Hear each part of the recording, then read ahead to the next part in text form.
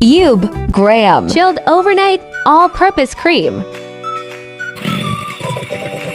Whisk until it doubles in volume.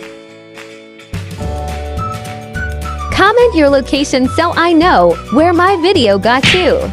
Macapuno flavor condensed milk. Whip until well combined.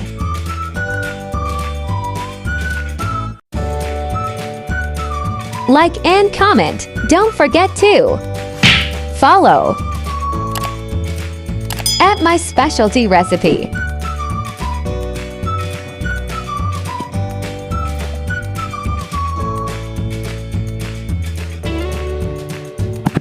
Put a layer of graham crackers at the bottom. Spread cream mixture on top of graham.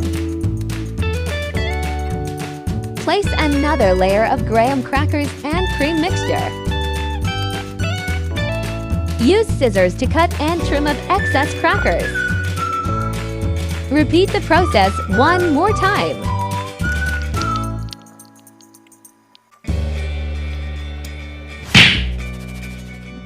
Freeze overnight or at least 6 hours. Like, share, and comment. Don't forget to